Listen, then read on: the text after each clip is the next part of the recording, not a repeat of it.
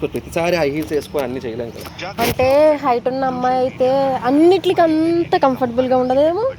పర్లేదు, అంటే నాకు హైట్ ఉన్న అమ్మాయిలు కొంచెం కంఫర్టబుల్ ఉంటుంది.